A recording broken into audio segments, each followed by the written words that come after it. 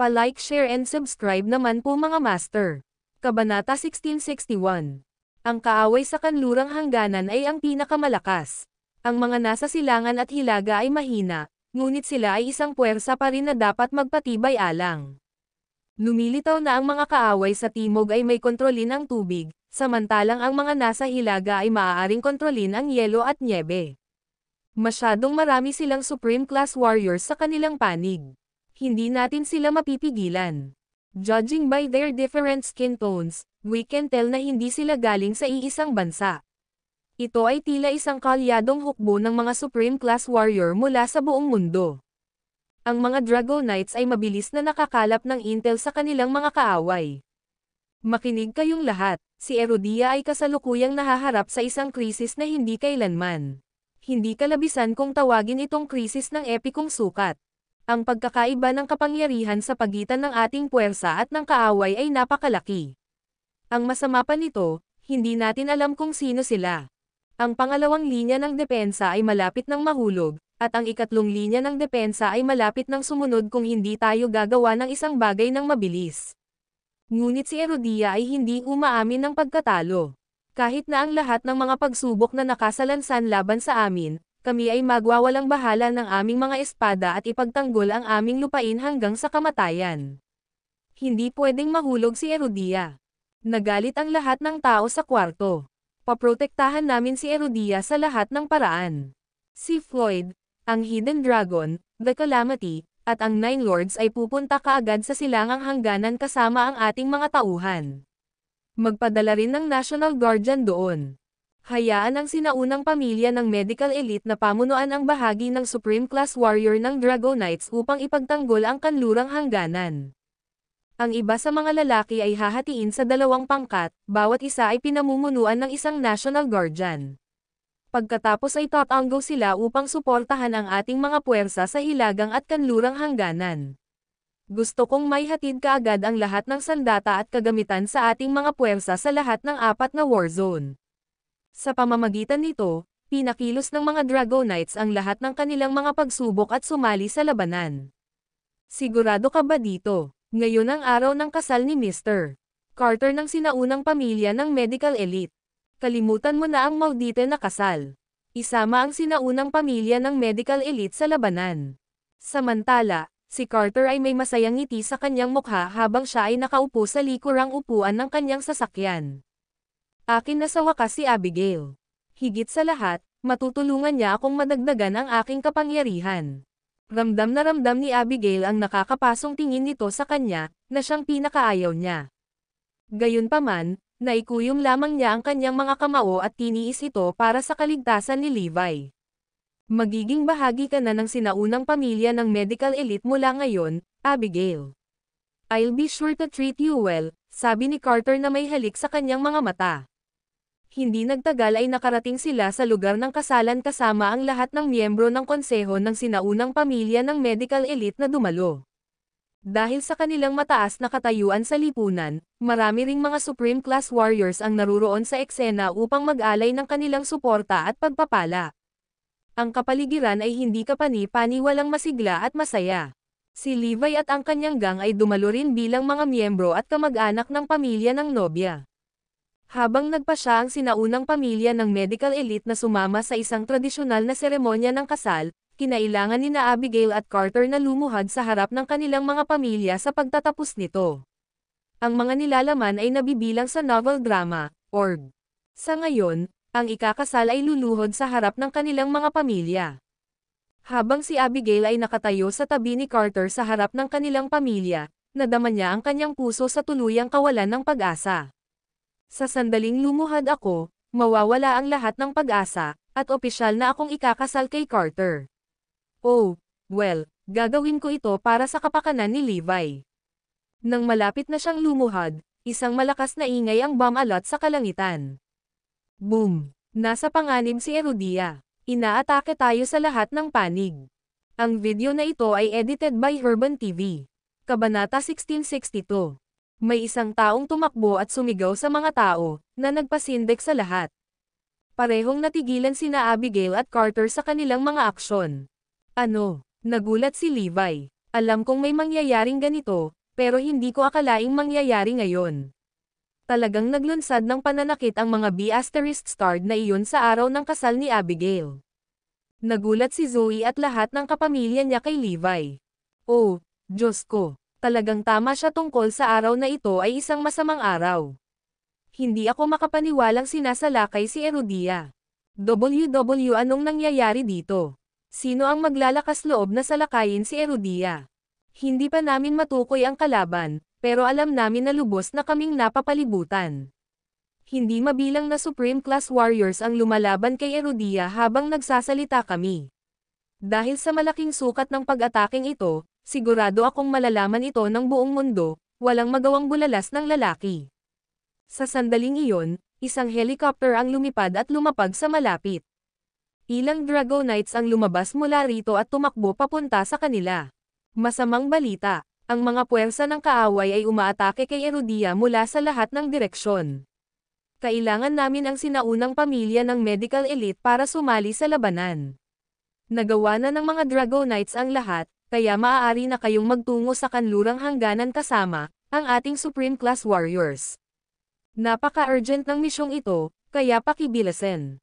Anumang segundo na ating sayangin ay maaaring magdulot ng kapahamakan para sa buong Herodia. Ang mga Dragonites ay hindi nang ahas na mag-order ng direkta sa sinaunang pamilya ng medical elite at sa halip ay pinili nilang lapitan sila sa hindi pa parating na paraan. Dahil ang mga Dragonites ay may iba pang mga utos sa kanilang sarili upang isakatuparan, sila ay umalis kaagad pagkatapos may hatid ang mensahe, at ang lugar ng kasal ay nahulog sa isang nakamamatay na katahimikan. Labis na ikinagulat ni Carter dahil hindi niya inaasahan ang ganoong pangyayari sa araw ng kanyang kasal. Pwede bang huwag na lang natin silang pansinin at ituloy ang kasal, Lolo? Karamihan sa mga miyembro ng sinaunang pamilyang medical elite ay sumang-ayon sa kanilang mga pakiusap dahil sila ay kasosyo lamang sa negosyo ng mga Dragonites, at walang sino man sa kanila ang gustong ilagay ang kanilang buhay sa panganib sa pagpunta sa digmaan. Pinag-isipan ito ng lolo ni Carter at umiling. Hindi, kailangan nating sumali sa labanan. Ang digmaang ito ay kinasasangkutan ng lahat ng Herodia, kasama ang aming pamilya. Ang sinaunang pamilya ng medical elite at ang mga Dragonites ay nasa magkatuwang na pakinabang na partnership, kaya't mawawala sa amin ang lahat kapag bumagsak si Herodia. Ang pagsali sa laban na ito ay ang tanging paraan para mapanatili natin ang pag-aari natin. Damn it. Ayos lang. Ang kasal ay kailangang maghintay hanggang sa makabalik kami. Bilang isa sa 4 na pambansang tagapangalaga ng Herodia, ako mismo ang dapat na mamuno sa ating mga tropa. Ang lahat ng miyembro ng sinaunang pamilya ng medical elite ay dapat sumunod sa pangunguna ng mga Dragonites.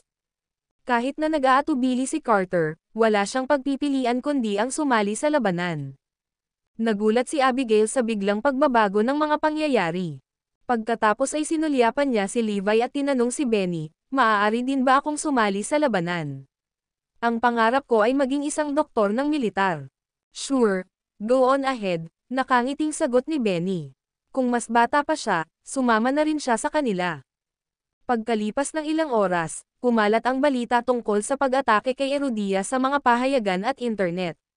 Si Herodia ay nahaharap sa isang krisis na hindi kailanman. Atensyon sa lahat ng Herodians. Dapat tayong magsama-sama at ipagtanggol ang bansa mula sa kalaban.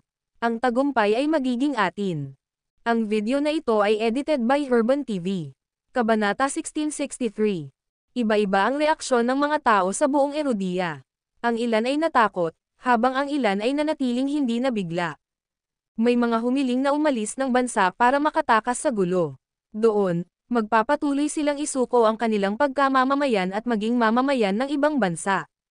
Karamihan sa kanila ay mga kilalang tao at mayayamang tao na walang pag-aalinlangan na nakatakas sa bansa.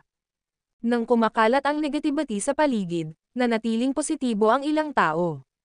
Sa katunayan, karamihan sa mga tao ay positibo. Ang mga kabataang lalaki ay nagsusumikap na sumali sa larangan ng digmaan, habang ang mga veterano ay nagpasya na kunin muli ang kanilang mga sandata. Kasama ang mga mababait na kaluluwa na sumugod sa larangan ng digmaan, ang iba't ibang mga truck ay nagsimulang maghatid din ng mga supply. Ginagawa ng mga Herodian ang kanilang makakaya para sa kanilang minamahal na bansa. Ang pinakamaliit na kontribusyon ay magtitipon upang bumuo ng walang katapusang dagat. Ang isang hindi matatalo na lahi at isang malakas na bansa ay hindi nabuo ng isang tao. Ito ay ang kombinasyon ng mga pagsisikap ng lahat. Nang magkaroon ng gulo, hindi umatras ang mga sundalo at mamamayan ng Erudia. Ang tiyaga at lakas ng loob ni Erudia ay kumikinang sa sandaling ito.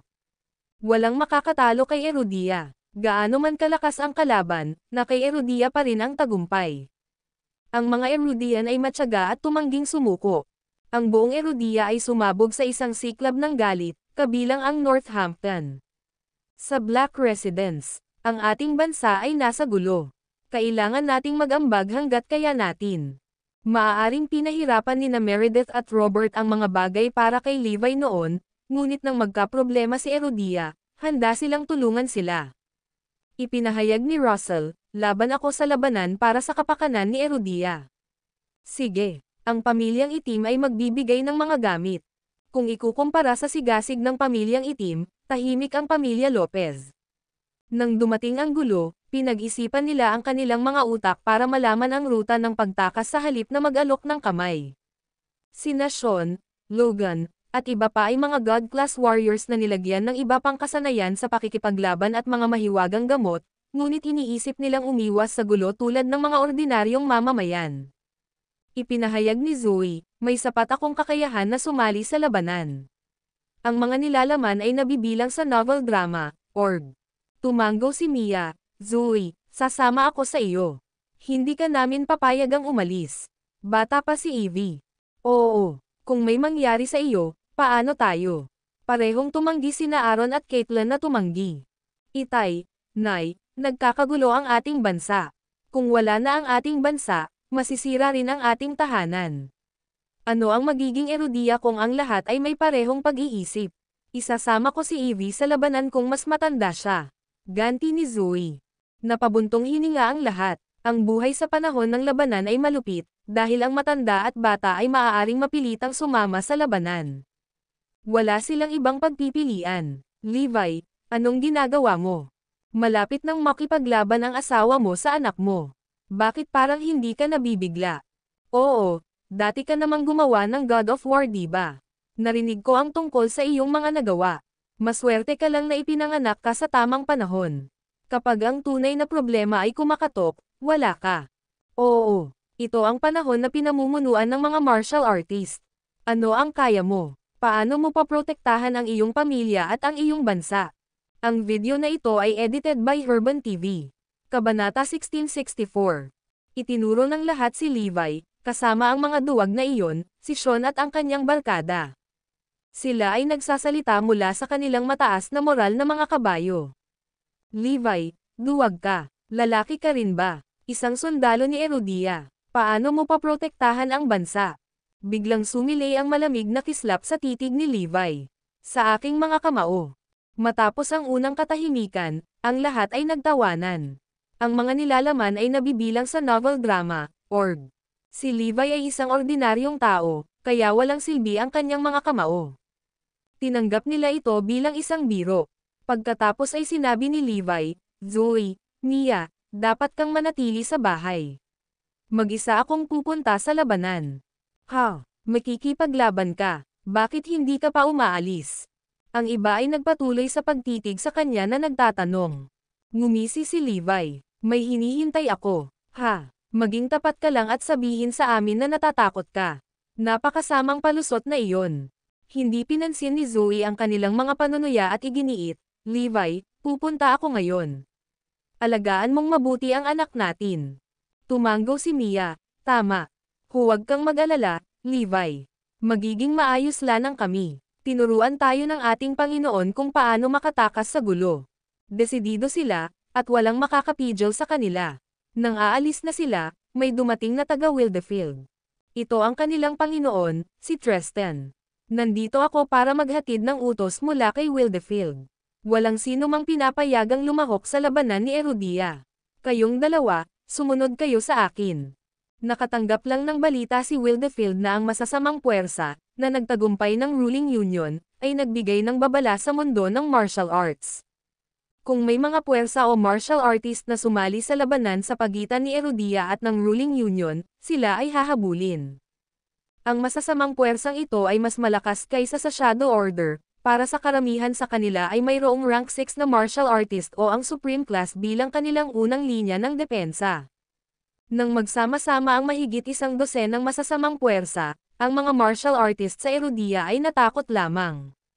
Natakot si Wildefield na masaktan ang masasamang puwersa dahil maaari silang mapuksa anumang oras. Kaya naman, inutusan ni Wildefield si Tristan na ibalik sina Zoe at Mia. Si Forlivia ay isang henyo, kaya pinakamahusay na itago ang kanyang kakayahan. Hindi na kailangan para sa kanya na pumanig sa labanan. With that, dinala sina Zoe at Mia. Dumating ang masamang balita.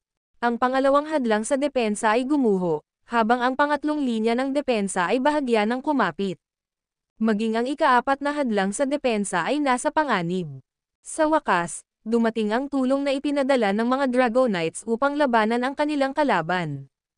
Hindi rin sila huminto sa kanilang pagsisikap na magtagumpay ang mga Supreme Class martial artist at puwersa sa Erudia sa pagsama sa kanila upang talunin ang mga nanghihimasok. Gayunpaman, ang kanilang mga pagsisikap ay walang kabuluhan dahil ang babala ay inilabas na. Sa tahanan ng Lopez, naghihintay pa rin si Levi. Unti-unting tumaas ang mga insultong ibinabato sa kanya. Levi, maaari ka bang maging katulad ng isang lalaki? Panunuya ni Logan. Natuwa si Levi. Bakit mo ako kinukutya? Ikaw naman. Bakit nandito ka sa halip na makipaglaban sa larangan ng digmaan? Ay iba kami sayo. Ano ang pinagkaiba? Erudian tayong lahat, di ba? Ganti ni Levi. Oo, Erudian tayo, kaya dapat protektahan tayo ng bansa. Tulad ng dati kang Diyos ng digmaan ni Erudia, makipagdigma ka. Napatango si Levi. Wow, double standards. Patuloy mo akong pinipintasan ngunit ayaw mong gawin ito sa iyong sarili. Sa sandaling iyon, isang malalim na dagandong ang narinig mula sa labas. Ang video na ito ay edited by Herban TV. Kabanata 1665. Ito ay isang malakas na dagandong na umalangaw-ngaw sa paligid ng tirahan ng Lopez. Dahil sa gulat ay nagmadaling lumabas ang lahat sa tirahan ni Lopez. Napanganga sila sa tanawing sumalubong sa kanila. Napakaraming sundalo ang nakapalibot sa bahay. Agad na nakilala ang lahat ng bandila ng Iron Brigade. Ang Iron Brigade ay nasa gilid ng Azure Army ni Windsor at Grewal Army ni Minka. Ang Asher Dragon, Kirin, White Tiger, ang Cavalry Regiment, ang Dragon Warriors, ang Spectre Army, Ruby Army, Sapphire Army, Emerald Army, at Topaz Army ay kabilang sa mga pamilyar na mukha na naruroon. Lahat sila ay mga kabataang puno ng pagnanasa na sumunod sa Diyos ng digmaan sa digmaan. Nako! Nang dumating ang panahon ng mga martial artist, ang mga modernong hukbo ay natanggal lahat. Bihirang maalala ng mga tao ang kanilang mga nagawa matapos silang mawala sa mata ng publiko. Dati silang mga tropa na hindi matatalo. Ngayong nagkakaproblema na si Erudia, lumabas na sila para mag-alok ng tulong. Kahit na mga martial artist ang kanilang mga kalaban, sumusulong sila ng walang takot. Pareho sila ng iniisip, ang isakripisyo ang sarili para maibalik ang kapayapaan kay Erudia. Ito ay isang nakakagulat na tanawin para sa lahat sa Northampton. Kami, ang 300,000 tropa, ay humihingi ng tulong sa Crown King upang talunin ang mga nanghihimasok. Lumuhad sila at magalang na sinabi sa kanila. Ngayon, ang pangunahing puwersa ay ang mga martial artist, lalo na iyong mga rank 5 martial artist ng Supreme Class. Ang mga sundalo ay hindi pinansin, at ang tanging diskarte na maaaring gumana ay kung mas marami sila sa mga martial artist. Gayunpaman, pinilit nilang lumaban. Ang 300,000 tropa ay nangyari ng isang general, at pinili nila si Levi Garrison. Para sa kanila, si Levi pa rin ang hindi mapag-aalinlangan ng Diyos ng digmaan. Nang marinig ang dumadagandong na dagandong, nabigla ang pamilya Lopez sa katahimikan. Ano ito? Agad namang lumabas ng bahay si Levi. Sabay-sabay na naghiyawan ang tropa sa tuwa. Si Aaron, Caitlin, at ang iba pa ay hindi makapagsalita. Parang may halo sa itaas ni Levi. Siya ang kanilang shining knight in armor. Lumingon si Levi sa kanila at nginisyan, sino ang nagsabing ako, Levi Garrison, ay hindi ba sumali sa labanan? Hinihintay ko ang eksaktong sandali na ito. Pagkatapos ay iniutos niya, lahat, bumangon kayo. Pumalakpak, bumangon ang mga tropa ng masunurin. Mataimtim silang nakilala kay Levi. Naalala ng ilang sundalo ang kanilang nakaraan at hindi napigilan ang pag-agos ng mga luha sa kanilang mukha. Sa wakas, nagkaroon sila ng pagkakataon na makipagdigma muli kay Levi. Mula ngayon, ibabalik si Levi Garrison bilang Crown King ng Erudia. Siya ang mamumuno sa Iron Brigade at ang iba pang hukbo sa front line of defense. Dumating ang utos ng mga Dragonites. Kahit na si Levi ay isang ordinaryong tao, siya ang pinakamayagawang general at commander sa buong Erudia. Kaya, inutusan siya ng mga Dragonites na pamunuan ang mga tropa upang talunin nila ang mga martial artist gamit ang modernong pakikidigma. Mga kaibigan, napakalakas ng ating kalaban. Natatakot ka ba? Tanong ni Levi. Hindi. Ang nakakabinging sagot nila. Ang mga sundalo ay handang mag-alay ng kanilang buhay para sa ikabubuti. Mula ngayon, hindi ka na ama ng iba o anak ng iba. Kayo ang mga sundalo ng Erudia, at ang misyon ninyo ay talunin ang mga nanghihimasok. Tumahol si Levi. Digmaan, digmaan, digmaan. Sa utos ko, umalis ka na. Utos ni Levi. Nagmarcha palayo ang 3,000 tropa. Ang video na ito ay edited by Herban TV. Kabanata 1666. Ang mga sundalo ay nagmamarcha sa mga lansangan ng Northampton habang ang mga mamamayan ay nagwagayway ng mga bandila at sumisigaw ng mga salita ng pampatibay loob. Huwag kang mag-alala. Nasa likod mo kami. Hihintayin namin ang iyong matagumpay na pagbabalik. Si Erudia ang mananalo. Nagsisigawan ang mga Erudian habang nangingilid ang mga luha sa kanilang mga mata. Tumango ang mga sundalo, si Erudia ang mananalo. Si Erudia ang mananalo. Ang lahat ay nagsama-sama upang magsikap para sa isang layunin. Tiningnan ni Levi ang karamihan, at naantig ang kanyang puso. Nagkakaisa ang tropa at mamamayan. Walang paraan na matatalo si Erudia sa digmaang ito. Sulit ang pakikipaglaban para sa kanila. Pinangunahan ni Levi ang mga tropa sa frontline sa timog. Bukod doon, ang kanyang lihim na hukbo, ang mga dakilang pamilya at ang mga elit ng nakatagong puwersa ay nasa kanyang utos. Sa kabuuan, ang lalaki ay may 400,000 tropa sa kanyang utos. Karamihan sa kanila ay mga modernong sundalo, ngunit lahat sila ay may mga sandata na kayang pumatay sa mga martial artist. Wow! Ang galing ni Levi. Siya pa rin ang Diyos ng digmaan. Namangha ang lahat at nagbago ang kanilang mga opinyon tungkol kay Levi, lalo na si Meredith at iba pa. Walang nakakatakot na paraan. Maaaring sila ay mukhang agresibo, ngunit sila ay walang iba kundi mga kumpe ng kanya. Nagbago ang panahon. Ang kanilang mga kaaway ay pawang mga Supreme Class Martial Artist, ngunit iilan lamang sa mga sundalong ito ang Ultimate Class Warrior. Siguradong mamamatay sila sa larangan ng digmaan. Magsisilbi lamang silang mag-drag ng oras, dahil kailangan ng ilang oras upang maalis ang mga ito. Oo. Masama ang loob ko sa kanila. Malapit na silang mamatay. Si Sean at ang kanyang mga barkada ay nagpapalitan ng panunuya at malupit na pananalita. Walang ibang nang-ahas na sawayin sila, dahil tama sila. Nabuhay sila ngayon sa isang panahon kung saan tinawag ng mga martial artist ang mga shot. Ang Supreme Class Martial Artists ay hindi tinatablan ng mga missile at bala. Maaari rin nilang sirain ang anumang gusto nila. Kaya naman, ang mga modernong sundalo ay naghahanap lamang ng kapahamakan sa pamamagitan ng pakikipaglaban sa kanila. Napabuntong hininga si Aaron. Kahit kanyan father sila, at least namatay ang manugang ko sa frontline. Tama na yan. Ipinagmamalaki din ni Caitlyn ang kanyang baba. Evie, ipagmalaki mo ang iyong ama, bulong niya. Kung ikukumpara kay Levi, duwag si Sean at iba pa. Wala na silang ibang sinabi at tahimik na umalis. Kulang ang lakas ng loob ng mga tao sa panahong ito. Paano kung ang ating mga kalaban ay Supreme Class Warriors? Paano kung lahat tayo ay ordinaryong tao? Kailangan nating maging matapang para harapin sila sa digmaan. Susunod tayo at isasapanganib natin ang ating buhay. Sa sandaling iyon, ang karamihan sa mga tao ay tumingin kay Levi at sa 300,000 tropa, na pawang mga ordinaryong tao, nang may pagkamangha. Si Aaron at ang iba ay game time na nananalangin para sa pagbabalik ni Levi. Habang sina Forlivie, Zoe, at Mia ay pinoprotektahan ni Wildefield, maaaring makipagdigma si Levi nang hindi nababahala tungkol sa kanila. Ang iyong bangungot ay malapit nang dumating.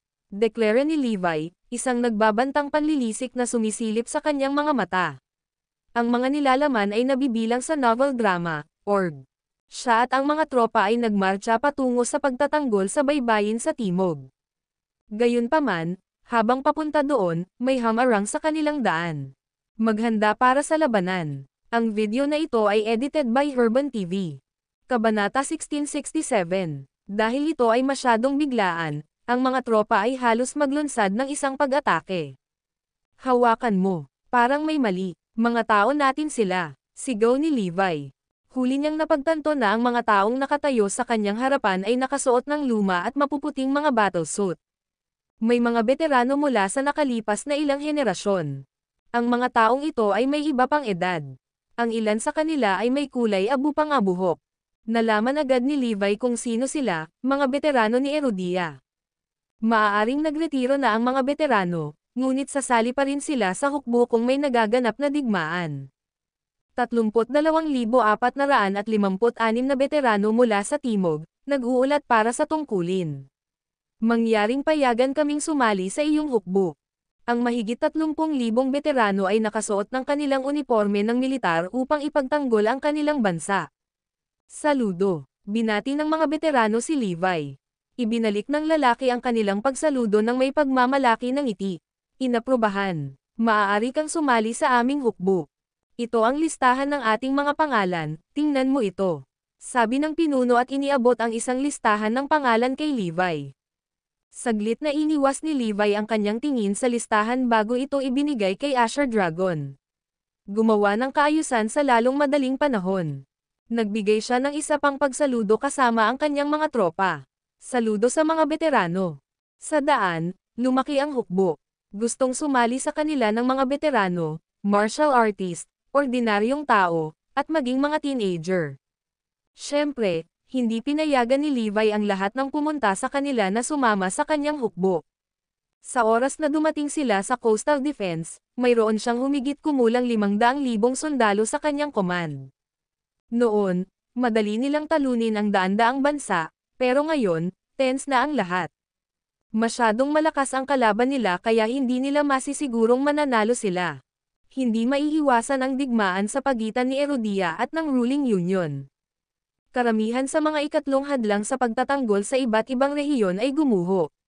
Sa ilang mga lugar, ang mga nanghihimasok ay nagsisimula ng umatake sa ika-4 na linya ng depensa. Sa kabutihang palad, dumating ang tulong. Dumating si Floyd at ang kanyang mga tropa sa silangan, kung saan halos hindi na nakahawak sa ikatlong linya ng depensa. Sisingilan. Ang hukbo ni Floyd ay sumugod sa unahan upang salakayin ang kalaban. Ang magkabilang panig ay may maraming Supreme Class Martial Artists. Mabilis na umunlad si Floyd, kaya isa na siyang Rank 4 Supreme Class Fighter. Nakipagsanib siya ng puwersa sa ilan pang martial artist at matagumpay na napilitang umatras ang kaaway. Ang mga nanghihimasok ay tumangging maniwala na sila ay natalo pagkatapos ng maayos na pagsulong sa mahabang panahon. Kaya naman, ipinagpatuloy nila ang kanilang pag-atake. Kinailangan sila ng 8 pagkatalo upang mapagtanto na may mali. Sila ay mas malakas at mas may kakayahan kaysa sa mga Erudian, ngunit nagawa pa rin ng huli na talunin sila. Tumamang sumuko ang mga Erudian at lubos na nakipaglaban upang maprotektahan ang kanilang bansa. Maaaring makapangyarihan ang ruling union, ngunit ito ay isang nagkakagulong grupo lamang at babagsak sa unang suntok. Di nagtagal, walang nang-ahas na pumunta sa frontline. Bomba! Bomba sila! Matapos pilitin silang umatras, si Floyd at ang iba ay nagpatuloy sa pagganti gamit ang mga makabagong armas, tulad ng mga artillery na nakasakay sa sasakyang panghimpapawid. Si Floyd at ang iba ay bumuo ng isang hindi masisirang pader at pinigilan ang pagsulong ng ruling union. Masyadong persigido si Erudia. Baliw sila. Hindi inaasahan ng ruling union ang paghihiganti ni Erudia. Iyon ay dahil nagpadala sila ng maraming Supreme Class Martial Artists sa frontline. Magmadali, sabihin kay Jared na kunin ang kanyang mga super weapons. Ang video na ito ay edited by Herban TV. Kabanata 1668.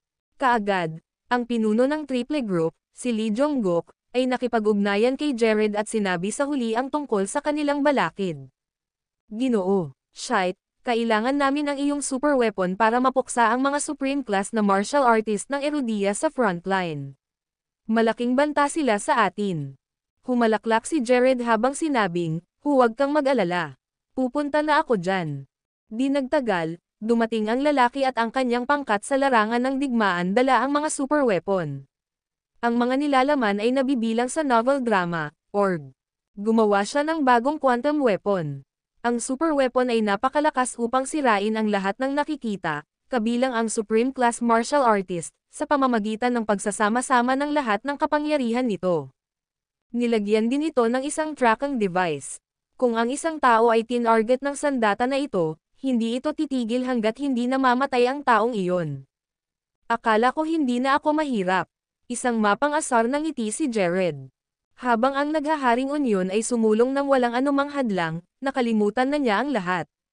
Marami pa rin ang hindi kumbinsido sa kanyang sandata at iniisip na pinalalaki niya ang kakayahan nito. Pagkatapos ng lahat, tila imposible para sa isang sandata na kasing liit nito ang pumatay ng isang supreme class fighter. Panahon na para ipakita ko sa mundo ang aking inobasyon. Halika, ibaba mo ang lahat ng mga armas. Sabi na utos ni Jared. Ito ang unang pagkakataon na ibunyag sa publiko ang kanyang super weapon. Ang armas ay madaling mailipat sa paligid ng apat na lalaki. Ito ay halos hindi maisip para sa iba. Para makapatay ng supreme class fighter, kailangan ng isa kahit isang medium-sized na nuclear weapon. Kaya naman, nagtataka sila kung paano makakamit ng maliit na sandata na ito ang gayong tagumpay. Kahit na ang Triple Group ang nag-sponsor kay Jared, 50 pa lang ang nagawa niya sa kanila. Mangangailang ganito ng maraming pagsisikap, pag-iwas, at para makabuo ng isang super weapon mula sa simula. Upang ikomersyal ang armas ay nagtagumpay ng napakalaking pagsisikap ng isang bansa. Dala ni Jared ang 30 super weapon sa pagkakataong ito. Itinago niya ang 20 super weapons para maging trump card niya. Hindi nagtagal, lahat ng armas ay natipon. Hindi maitago ni Jared ang tuwa. Pangalanan ko ang sandata, ang Decide. Ngayon, oras na para ipakita kung ano ang kaya nitong gawin. Napasinghap ang lahat sa takot. Decide, ang pumatay sa isang Diyos. Nangangahulugan ito na ang sandata na ito ay may sapat na kakayahan na pumatay sa mga Diyos. Maliwanag, talagang tiwala si Jared sa kanyang sandata. Matapos tumigil sa pagpapaputok ng putok ang hukbo ni Floyd, nagmarcha sila pasulong. Marami siyang natutunan kay Levi, kasama na ang kawalang ingat ng lalaki. Ang pag-atake ay isang paraan ng pagtatanggol. Atake. May kumpiyansa, inilunsad ng mga Erudian ang kanilang pag-atake. Ang 12 ng mga supreme class martial artist ay nasa frontline para patayin ang kanilang mga kaaway. Master, malapit na ang mga target natin. Medyo mahigit 2,000 metro ang layo nila. Nalock ng mga super weapons ni Jared ang kanilang mga target. Ito ay ang perpektong distansya para sa mga armas upang ilunsad ang kanilang pag-atake. Manam, maghanda. Si Jared ay maaaring mukhang kalmado sa labas, ngunit ang kanyang puso ay sabik na tumitibok sa loob. Ang mga target ay papasok sa hanay ng 2,000 metro makalipas ang 3 segundo. 3, 2, ay 1. Boom! Ang unang super weapon ay humuhuni sa buhay at inilabas ang pinagsama-samang enerhiya nito ng sabay-sabay. Agad na yumanig ang lupa sa paligid ng super weapon, at ang sandata ay parang lulubog na. Masyadong nakakatakot ang mga seismic wave na dulot ng super weapon. Ang mga martial artist ng ruling union na hindi nakamit ang ranggo ng supreme class ay lumuwa ng dugo at namatay, dahil ang kanilang mga panloob na organo ay nadurog mula sa puwersa. Maging ang supreme class martial artists ay naramdaman ang pagkulo ng kanilang sikmura, halos hindi sila makatayo sa kanilang mga paa. Sa sandaling iyon, napagtanto ni Lee Jong-guk at ng iba pa, na nasa likuran, kung bakit nakasuot ng protective gear si Jared at ang kanyang club. Masyadong malakas ang pag-urong ng super weapon. Boom! Ang super weapon mismo ay maaaring sirain ang isang supreme class fighter sa kanyang converged quantum power. Ang video na ito ay edited by Herban TV. Kabanata 1669. Nakita ng lahat kung paano ang isang rank 3 Supreme Class Fighter ay sumabog sa ambon ng dugo at nawala sa kanilang paningin. Boom boom boom.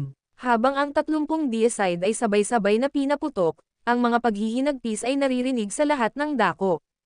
Ang unang 30 Supreme Class Martial Artist na tinarget ay hindi man lang nakaganti.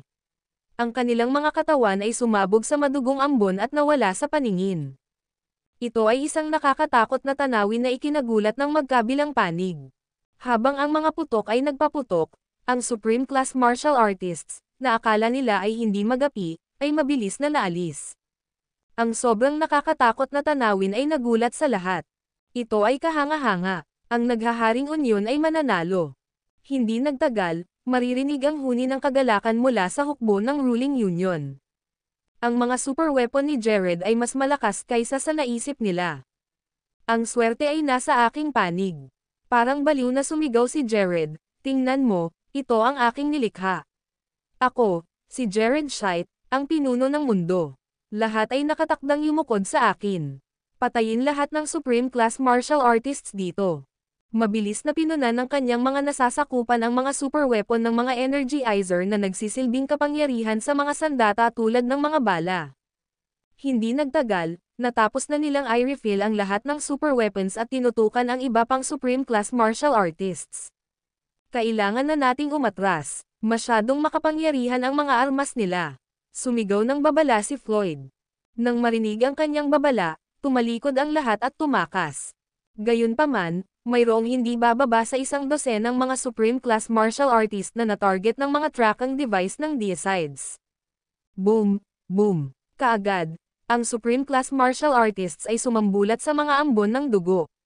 Si Floyd at ang natitirang mga nakaligtas ay tumakas pabalik sa kanilang training base. Nanlamig ang kanilang dugo, sigurado tayo na may armas ang kalaban na kayang pumatay sa mga Supreme Class Martial Artists. Tanging ang rank 6 Supreme Class Martial Artists lang ang makakatagal sa lakas ng sandata. Magmadali, ipadala ang balita sa mga Dragonites. Utos ni Floyd. Sila ay nagdusa mula sa isang napakalaking kawalan. Humigit kumulang 50 Supreme Class Fighters ang nalipol bago nila personal na matugunan ang kanilang kaaway.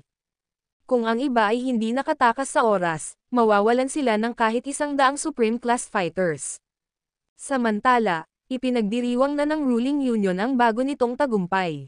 Ang mga nilalaman ay nabibilang sa novel drama, org. Hindi nila maiwasang mapatingin kay Jared ng may takot at takot. Dati, walang nagseryoso sa kanya, ngunit matagumpay na naipakita sa kanila ni Jared kung ano ang kaya niya sa larangan ng digmaan. Ipinakita niya ang kanyang kakilakilabot na presensya ngayon. Di nagtagal, kumalat ang balita tungkol sa tagumpay ni Jared sa buong mundo. Isa siyang ordinaryong tao, ngunit matagumpay siyang nakagawa ng super weapon na maaaring pumatay sa mga Supreme Class Fighters. Lahat ay humanga sa kanyang kakayahan. Masamang balita. Ang North ay humihiling ng backup. Ang kalaban ay may super weapon na kayang pumatay sa mga Supreme Class Fighters. Ang aming hukbo ay nagdusa mula sa isang malaking pagkawala. Si Jared Scheidt, na dating nagtatrabaho sa Deity Lab sa Southampton, ay bumuo ng armas na iyon at nakipagsanib na puwersa sa ruling union. Ang sandata, deicide, ay nagpawi ng 48 kataas-taasang klaseng mandirigma. Nasa panganib ang East War Zone dahil wala silang planong talunin ang kalaban. Kumalat din sa buong Erudia ang balita tungkol kay Jared.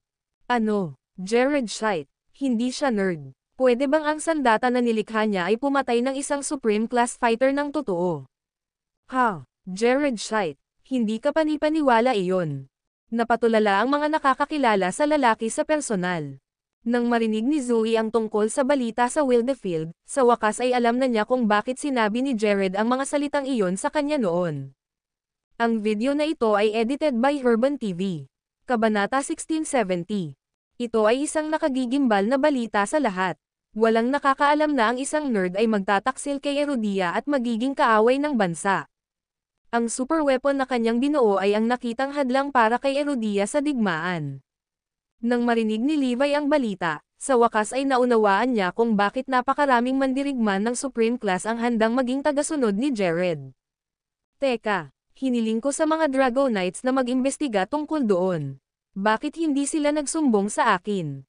Nang makuha ng mga Dragonites ang balita, natulala sila. Kanina lang, sinabi ni Levi kay Floyd na hinihiling sa kanila na imbestigahan si Jared. Dahil sobrang abala sila, ibinigay ng mga Dragonites ang misyon kay Carter Wiseman ng sinaunang pamilya ng medical elite. Maliwanag, hindi sineseryoso ni Carter ang misyon. Ngayon, si Jared ang pinakamalakas na tao sa labanan, kaya niyang sirain ang buong bansa ng mag-isa.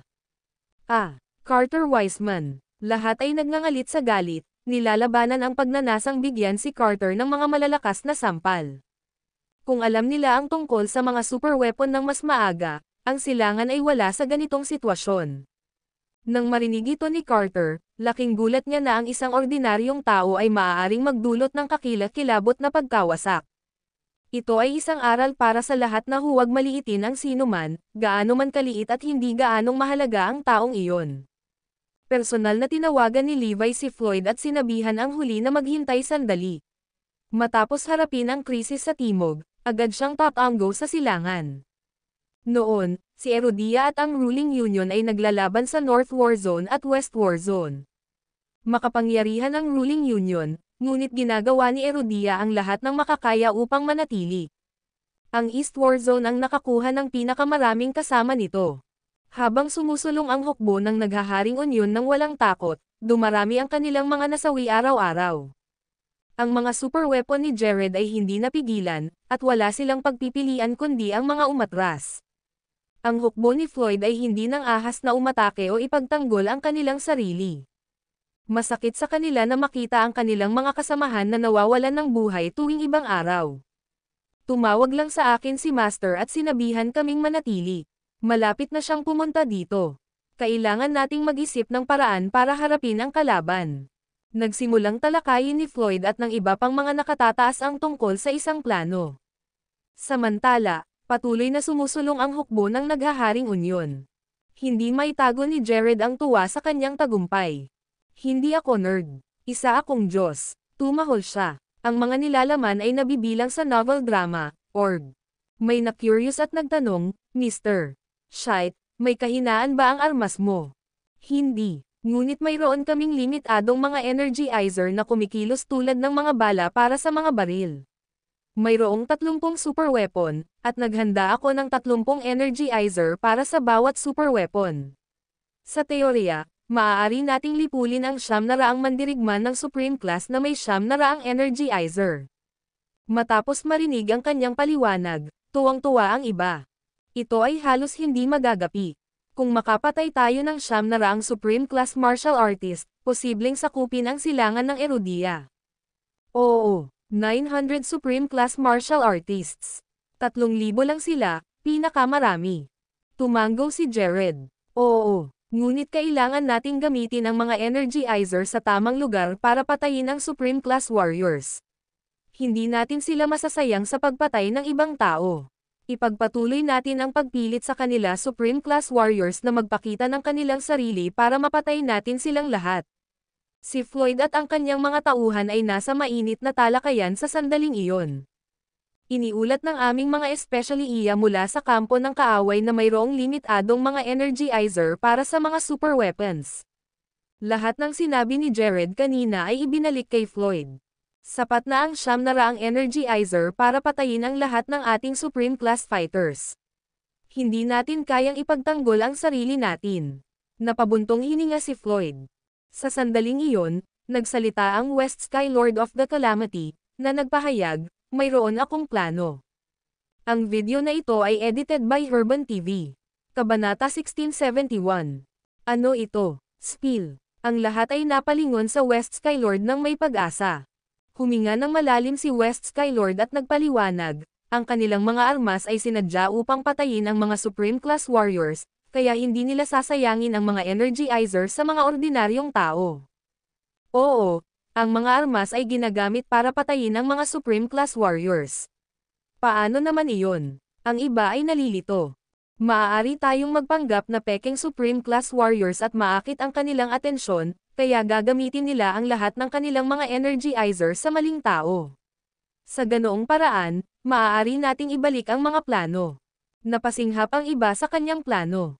Pagkatapos ng maikling pagmumuni-muni, napagpasyahan nila na ito ay isang magandang plano. Maaari nilang gamitin ang ibang tao bilang mga pain para sayangin ang mga energizer ng kalaban. Sa ganoong paraan, magiging ligtas ang Supreme Class Warriors ng Erudia at magpapatuloy sa pag-atake sa kaaway. Gayunpaman, nagkaroon ng problema.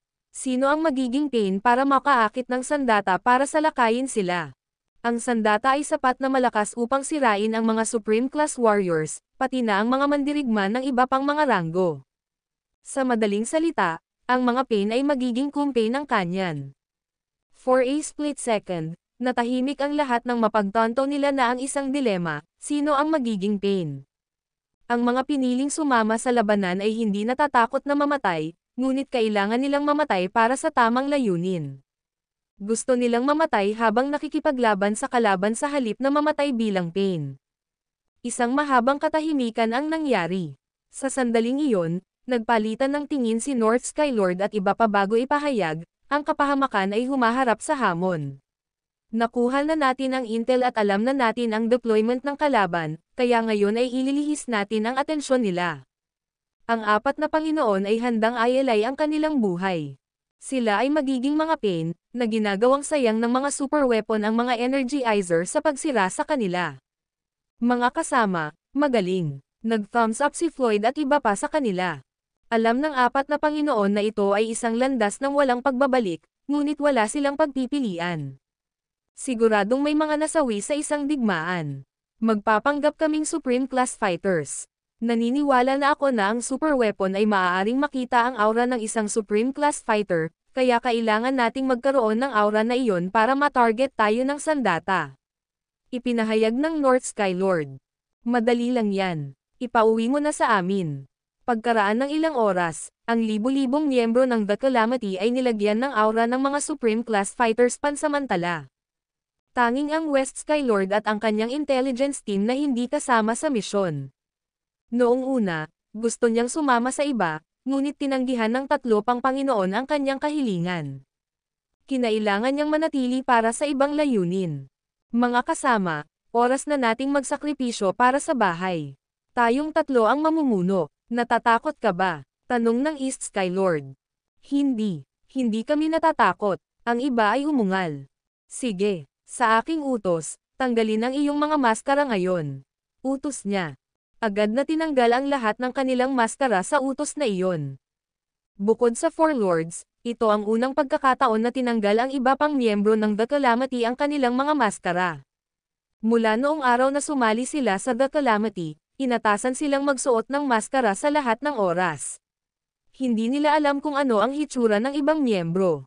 Kinailangan nilang mamuhay ng lihim nang hindi ipinapakita ang kanilang tunay na pagkatao sa iba. Naturally, umaasa sila na maaari nilang tanggalin ang kanilang mga maskara balang araw at mamuhay ng ordinaryong buhay. Sa wakas ay dumating na ang araw, ngunit natapos din ito na ang kamatayan ay naghihintay sa kanila. Ang video na ito ay edited by Herban TV. Kabanata 1672. Sa kabila ng lahat, puno ng ngiti ang mga mukha ng lahat. Ang mga ngiti ay pinaghalong inosente at tagumpay. Taliwas sa malungkot na paraan na inaasahan ng iba sa kanila, ang grupo ay medyo nasasabik sa pagliko ng mga pangyayari. Sa wakas ay may hayag na nila sa iba ang kanilang tunay na pagkatao.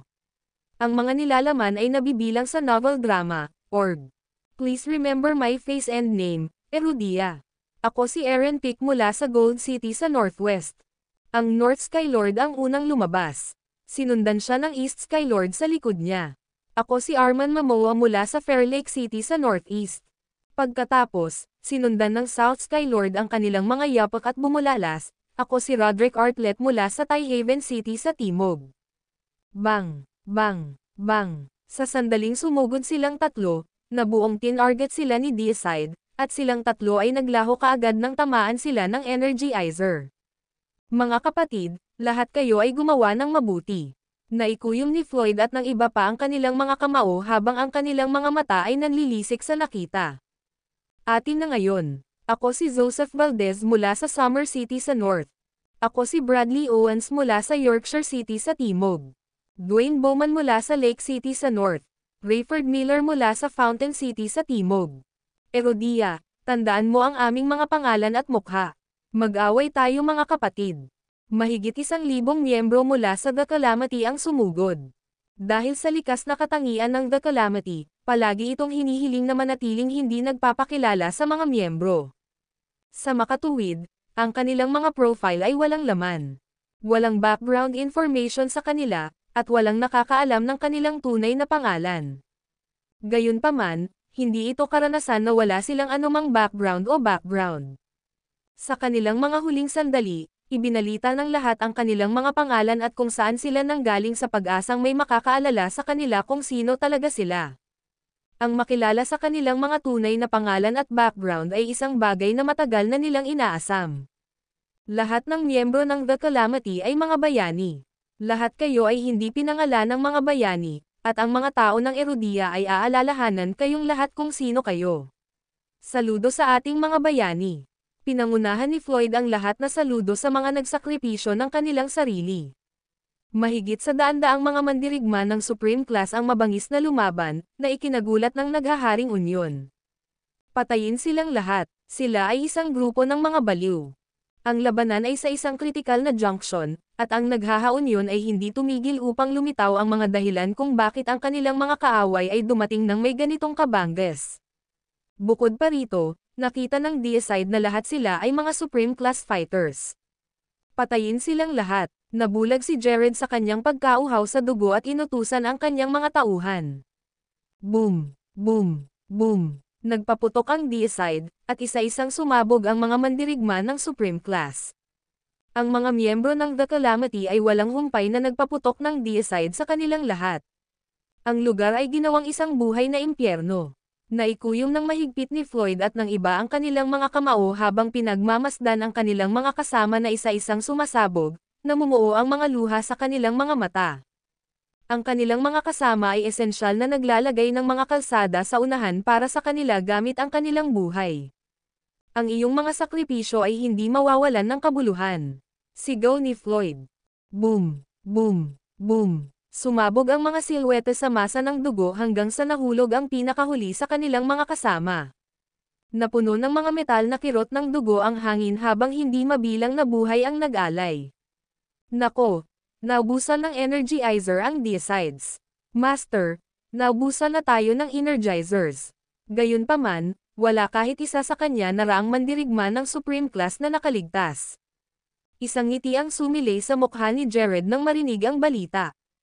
Parang hindi nila sineseryoso ang precious Deicide ko. Gusto kong makita kung ano ang kanilang gagawin laban sa ating kalyadong hukbo ngayong napatay na ang lahat ng 900 ng kanilang Supreme Class fighters. Namumunong unyon, unahan. Matapos mabalitaan ang lahat ng mga mandirigma ng Supreme Class ay napatay, inilunsad ng aliadong hukbo ng ruling union ang kanilang pag-atake. Ang aming mga kapatid mula sa The Calamity ay bumagsak. Ngayon na natin. Si Floyd ay nagpapalabas ng isang mamamatay tao na aura sa puntong iyon. Ang video na ito ay edited by Herban TV. Kabanata 1673. Lahat ng nasa panig ni Erodia ay nakaramdam ng pagkaagrabyado. Nakatayo lamang sila habang ang kanilang mga kasamahan ay buong tapang na humarap sa kanilang pagkamatay. Lahat sila ay nangako na ipaghihiganti nila ang kanilang mga napatay na kasamahan. Sa aking utos, lahat. Manatili kung nasaan ka. Sasaktan natin kapag malapit na ang kalaban. Utos ni Floyd. Sa pag-aakalang si Erodia ay walang maraming kataas-taasang mandirigma ng uri upang ipagtanggol ang kanilang sarili, ang naghaharing unyon ay nagpatuloy ng walang takot. Naisip nila na ang pagbagsak kay Erodia ay isang piraso ng cake dahil nakitang hadlang ay naalis na. Kahit na naubos na nila ang lahat ng mga energizer, sigurado sila na ang pag-atake ay magagawang masakop ang war zone sa silangan ng Erodia. Ang ruling union ay umaasa pa na makakarating sila hanggang sa Oakland City nang walang sagabal. Ang pagsakop sa Oakland City ay magsasabi ng tagumpay para sa kanila. Lahat sila ay lasing na sa inaakala nilang tagumpay. Hindi nagtagal, umabot sila sa puntong magkabanggaan ang dalawang partido sa malapitang labanan. Patayin silang lahat, Sa ilalim ng utos ni Floyd, lahat ay sumulong sa pakikipaglaban sa ruling union. Puff! Tumalsik ang dugo kung saan-saan habang dumarami ang mga sundalo mula sa ruling union na nahulog. Ang ilan sa mga Supreme Class Fighters ay nag-iingat ng kanilang lakas, at nang dumating ang oras, naglunsad sila ng todong pag-atake sa naghaharing unyon, na nabigla sa kanilang mga kaaway. Hindi nagtagal ay napagtanto ng naghaharing unyon na ang mga posibilidad ay hindi pabor sa kanila gaya ng kanilang naisip. Ano? Paano pa kaya ang dami nilang Supreme Class Fighters? Ilan lang ang Supreme Class Fighters nila? Anong nangyari? Ang naghaharing unyon ay umatras matapos magdusa ng malalaking pagkatalo, nang mapagtanto na si Erudia sa katunayan ay may sapat na nakikita at mga kataas-taasang mandirigma ng uri upang ipagtanggol ang kanilang sarili. Ito ay isang bitag. Niloko nila tayo. Siguro gumamit sila ng ilang pon para lokohin tayo na tapusin lahat ng energizers natin. Nandito pa rin ang lahat ng kanilang Supreme Class Fighters. Sa wakas ay nakipagbuno si Jared at ang kanyang mga tauhan sa aktwal na sitwasyon, ngunit huli na ang lahat. Ang ruling union ay dumanas ng malaking pagkatalo, at si Floyd ay nakagawa ng magandang pagsulong kasama nito, na pinilit ang kaaway na tanggapin ang pagkatalo. Ang mga mandirigma na nakatalaga sa East War Zone ng Erudia ay nasa mabuting espirito sa paborebleng pagliko ng mga kaganapan. Mga sinungaling. Lahat sila ay grupo ng mga sinungaling. Galit na galit si Jared. Gumamit ng simpleng panlilin lang ang kanyang kalaban para lokohin siya para tapusin ang lahat ng kanyang mga pon sa kamay. Alam niyang nawala ang trump card niya. Si Lee Jong-guk at ang iba pang matataas na opisyal ay nabalisa nang marinig ang balita. Akala nila kaya nilang sakupin kahit man lang ang silangan ng walang kahirap-hirap. Gayunpaman, ang kanilang mga prospect ay hindi maganda ang hitsura. Dahil sa bangis ni Floyd at ng kanyang mga tauhan, walang pagkakataon ang ruling union. Tiniyak nilang mahirap lampasan ang ikatlong hadlang sa depensa. Ang balita mula sa East War Zone ay kumalat na parang apoy sa pamamagitan ng Erudia, na nagpasigla sa lahat na nagpapatuloy sa pakikipaglaban. Ang kanluran ay ang nakikitang base ng ruling union. Kaya naman, ipinadala ni Erudia ang pinakamahuhusay nitong tropa para lumaban sa mga tropa ng ruling union na nakatalaga sa kanluran. Ang mga tropa ng sinaunang pamilya ng medikal na elite ay isang magugulong mandurumog sa pinakamainam, at sila ay hinimok ng kanilang sariling mga interes ng walang anumang moral na sasabihin. Kaya naman, napilitan silang umatras sa ilalim ng pag-atake ni Erudia nang dumanas sila ng malaking pagkatalo. Bumaba ang ikatlong hadlang sa depensa habang ang ikaapat na hadlang sa depensa ay bahagya ng kumapit. Samantala, sa Hilaga, ang Hilaga ay may likas na geographical na kalamangan at mahigpit pa rin ang hawak. Gayunpaman, sila ay labis na nalampasan ng mga hindi kapani-paniwalang talento, na lahat ay maaaring gumawa ng nyebe at yelo mula sa kawalan. Sa huli, ang ikatlong hadlang sa pagtatanggol ng Hilaga ay hindi humawak. Gayunpaman, nalampasan pa rin ng Hilaga ang kanluran. Samantala, sa timog, ang ikatlong hadlang sa depensa ay gumuho na rin. Ang ikaapat na hadlang sa depensa ay nasa pagitan ng dagat at lupa.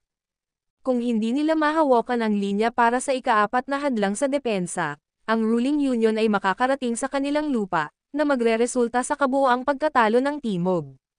Nang sila ay nasa dulo na ng kanilang katalinuhan, dumating si Levi kasama ang kanyang 400,000 hukbo sa oras upang iligtas sila. Lahat, sa aking utos.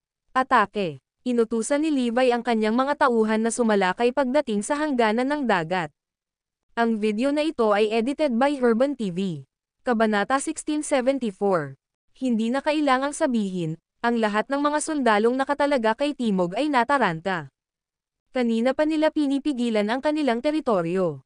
Sa kabila ng kanilang pinakamahusay na pagsisikap, ang hadlang ay nabagsak pa rin ikatlong. Pagkatapos ng lahat, ang dagat ay ang lakas ng ruling union. Ang mga nakamamatay na sandata ni Erudia ay tila walang epekto sa kanila. Ang agwat sa pagitan ni Erudia at ng mga kalaban ay masyadong malaki para sa paggamit ng depensa ni Erudia na gampanan ang bahagi nito. Gayunpaman, dinala ni Levi ang kanyang mga tauhan at nag-utos na salakayin kaagad. Nababaliw na ba siya? Sir, hindi ba pwedeng magseryoso? Ang mga kalaban ang sumusulong. Bakit hindi natin ipagtanggol ang ating sarili at piliin na lang na sumulong? Lahat sila ay naguguluhan sa kung ano ang sinusubukang gawin ni Levi. Ngumuso si Levi. Mula ngayon, sakupin ko na ang buong South War Zone. Makikinig kayong lahat sa akin. Bakit tayo dapat? Ang Timog ay palaging nasa ilalim ng utos ng National Guardian.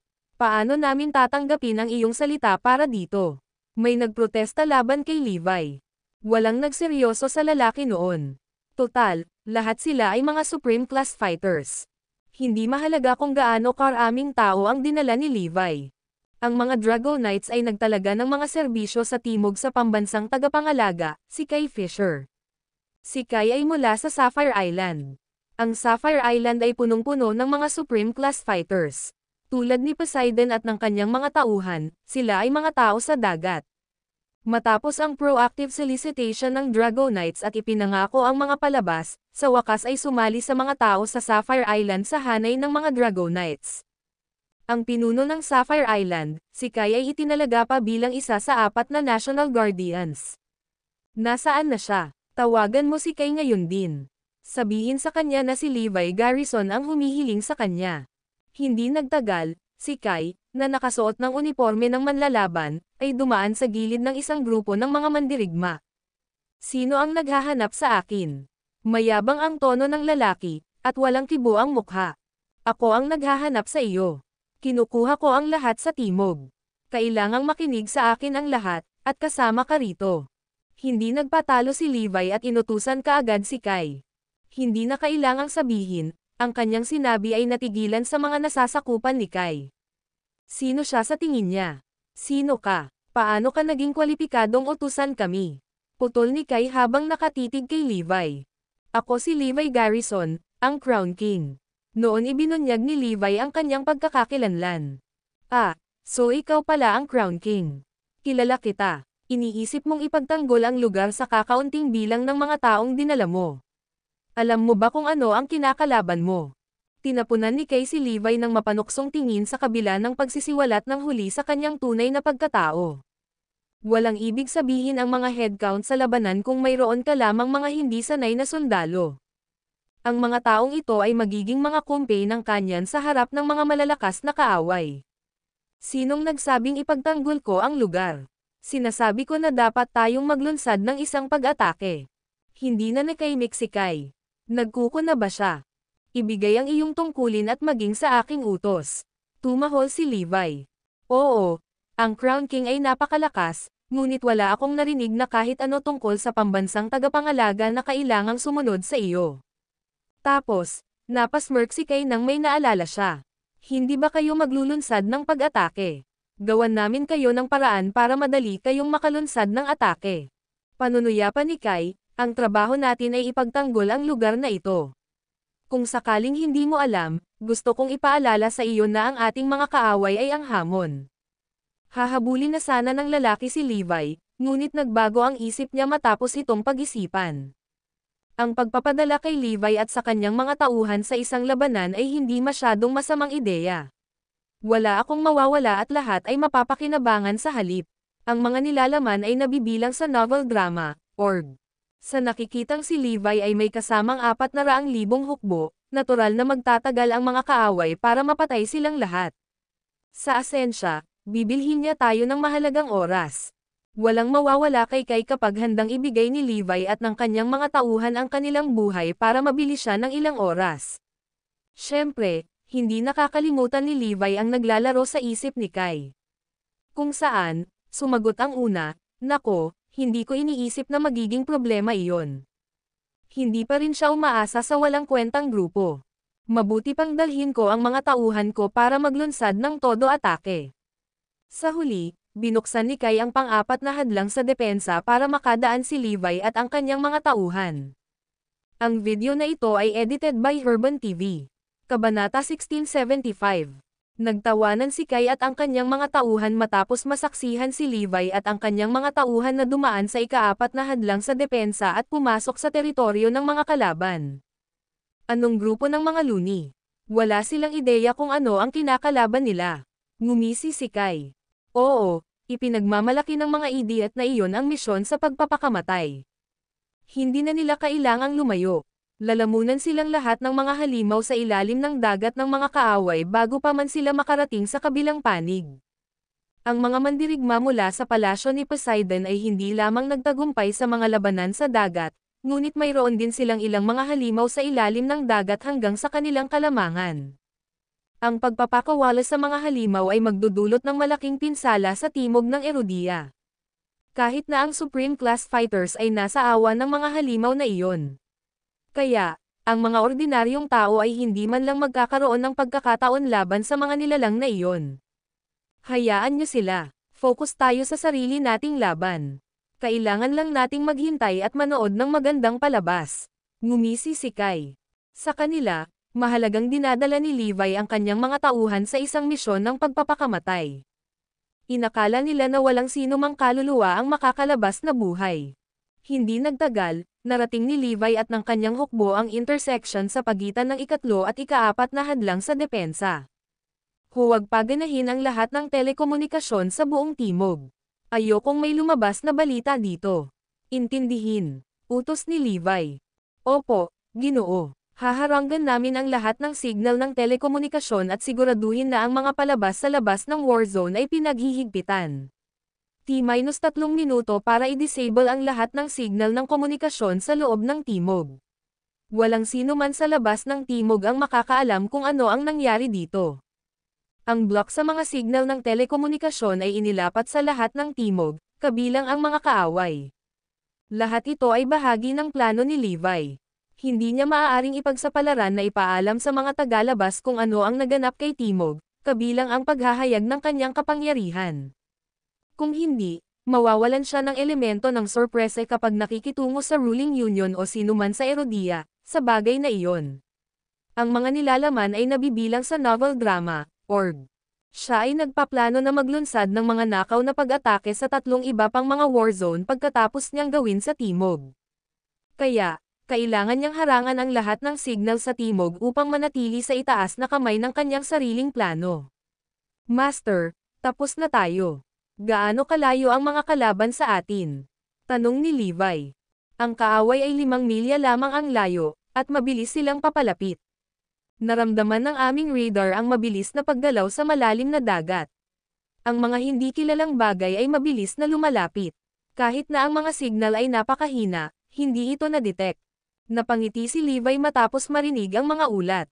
Iyan ang mga halimaw sa ilalim ng dagat na nananakot sa ating mga kasama. Mahusay sila sa pagtakip sa kanilang mga track, ngunit ang kanilang enerhiya ay kukunin pa rin ng ating mga radar. Mayroon kaming modernong teknolohiya upang pasalamatan para dito. Karamihan sa mga frontliners ay mga martial artist. Pinili nilang talikuran ang mga makabagong sandata at sundalo at sa halip ay bumalik sa pakikipaglaban sa kamay. Kahanga-hangang makapangyarihan sila, kaya tinanggihan nila ang modernong teknolohiya. Hinamak pa ng ilan ang paggamit ng makabagong teknolohiya. Gayunpaman, ang mga makabagong sandata at hukbo ay may mga pakinabang, at kung gagamitin, ay maaaring magpabago sa mga labanan. Halimbawa, ang mga halimaw sa ilalim ng dagat na hindi natukoy ni Kai at ng kanyang mga tao ay nagdulot sa kanila ng malubhang pagkalugi. Gayunpaman, ito ay ibang kwento para kay Levi at sa kanyang hukbo dahil nakita nila ang mga nilalang na dumarating na may mga radar. Dahil doon, pinaplano ni Levi na hayaan si Kai at ang kanyang mga tauhan na matuto ng magandang aral sa paggamit ng modernong teknolohiya sa mga larangan ng digmaan. Nais niyang ihatid sa bahay ang isang mensahe na ang mga hindi mapagpanggap na sundalo ay maaaring gamitin ang kapangyarihan ng modernong teknolohiya upang magtagumpay laban sa mga elite na martial artist. Ngumiti si Levi. Kapag sila ay 2 milya ang layo, bigyan sila ng isang malaking regalo. Pumasok na ang target sa 2 milyang radius. Iniutos ni Levi, sunog. Whoosh, whoosh, whoosh. Maraming torpedo ang nagtulak papunta sa mga target sa malalim na tubig. Ang video na ito ay edited by Herban TV. Kabanata 1676. Upang paksain ang lahat ng mga halimaw sa ilalim ng dagat ng sabay-sabay, inutusan ni Levi ang kanyang mga tauhan na maglagay ng maraming torpedo sa dagat. Samantala, malalim sa dagat, maraming kakaibang halimaw sa ilalim ng dagat ang sumusulong ng buong bilis. Ang sunod sa mga utos ng mga beast tamers sa palasyo ni Poseidon, ang mga halimaw ay nag-zoom in ng buong bilis, na nagbabanta ng initian ang lahat ng bagay na humahadlang sa kanila. Whoosh! Whoosh! Whoosh! Sa sandaling ito, ang mga kakaibang tunog ay patungo sa daan ng mga halimaw. May mga mahinang ilaw na kumikislap sa ibabaw nila. Ang mga torpedo ay tumutulak patungo sa mga halimaw ng buong bilis, ngunit ang mga halimaw ay maliksi sa kanilang mga galaw. Hindi pa nila nakita ang mga tulad ng mga torpedo, at ang unang reaksyon ng mga halimaw nang makita ang mga torpedo ay nilamon silang lahat. Bang! Bang! Ang mga halimaw ay sabik na nilamon ang mga torpedo. Boom! Boom! Boom! Sa susunod na sandali, ang lahat ng mga torpedo ay lumipad sa tiyan ng mga halimaw. Kasabay nito, hindi mabilang na mga torpedo ang papunta sa kanilang daan. Ang mga torpedo ay hindi walang layunin. Ang lahat ng mga ito ay na-install na may mga sensor na nakatarget sa mga halimaw sa ilalim ng dagat. Boom! Sa kailaliman ng dagat, dumagundong ang hindi pa naganap na pagsabog. Kahit na ang mga halimaw ay napakalaki na may malabakal na tiyan, hindi pa rin ito mapapantayan sa maliliit na nuclear torpedo na inilunsad ni Levi laban sa kanila. Isa-isang sumabog ang katawan ng mga halimaw dahil sa impact. Nag-utos si Levi ng 6 na tuloy-tuloy na paglulunsad ng mga torpedo upang ganap na lipulin ang lahat ng mga halimaw na nakatago sa kailaliman ng dagat. Tagumpay ang ating misyon. Napuksan na namin ang lahat ng halimaw. Nagsaya ang lahat ng marinig ang mabuting balita. Sa utos ko, umaatake tayo kapag nagpapabeya na sila. Humanda, mga fighter jet at battleship. Kailangan nating iwasan ang hand-to-hand combat sa mga martial artists sa lahat ng paraan. Tumutok sa pakikipaglaban sa kanila gamit ang mga modernong armas. Inutusan ni Levi ang kanyang tropa na sumulong. Samantala, si Kai at ang iba ay ganap na nakatutok sa sitwasyon sa frontline. Anong ginagawa ng mga idiot na yan? National Guardian, talagang naglulunsad sila ng pag-atake. Ang daming tanga. Umiling si Kai. Masyadong bata, masyadong walang muwang, kumbaga. Mawawalan sila ng kahit 100,000 lalaki sa mga halimaw sa ilalim ng dagat na iyon. Gayunpaman, ang hindi nila alam ay halos naalis na ni Levi ang lahat ng mga halimaw. Ang mga nilalaman ay nabibilang sa novel drama, org. Samantala, hindi mabilang na fleets ng mga barko ang naglalayag sa dagat. Nagkaroon ng isang katakot-takot na dami ng mga moderno at sinaunang fleets magkamukha. Maraming kaaway ang nagtatago sa ilalim ng tubig. Ang mga pangunahing puwersang dagat ng naghaharing unyon ay binubuo ng mga tropa mula sa palasyo ni Poseidon. Sila ang mahiwagang dynamic na puwersa na naglalaro sa mga dagat, at karamihan sa kanila ay mga supreme class fighters. Hindi naman kalabisan kung sabihin na sila ang mga Panginoon ng mga dagat. Nasa gilid sila ng kanilang mga mandirigma na naghahanda sa paglapag dahil ang lahat ng nasa dagat ay nasa ilalim ng jurisdiction ng palasyo ni Poseidon. Magpapalit sila sa ibang grupo ng mga tao pagkalapag. Ang mga halimaw sa ilalim ng dagat ay dapat na umaatake sa kanila ngayon. Oo, tama iyan. I can't sense them right now, kaya malaki ang posibilidad na kinakagat nila ang ulo nila. Kailangan nating ibagsak ang pang-4 at ika-5 hadlang sa depensa ng Erudia bago mag-umaga. Magiging madali na itong mapunta sa panahong iyon, at ang timog ng Erudia ay magiging isang piraso ng cake na dadalhin. Ang naghaharing unyon ay tumawa ng matagumpay. Inakala nilang lahat na ang tagumpay ay isa ng mababang hanging bunga para sa kanila. Naniniwala sila na hindi kakayanin ni Erudia ang kanilang sarili. Buzz buzz buzz. Bigla na lang, isang nakakatakot na shockwave ang nagmula sa malalim na tubig. Mas malakas ang pakiramdam ng mga Supreme Class Fighters na darating ito. Nawala ang lahat ng kulay sa kanilang mga mukha. Ang video na ito ay edited by Urban TV.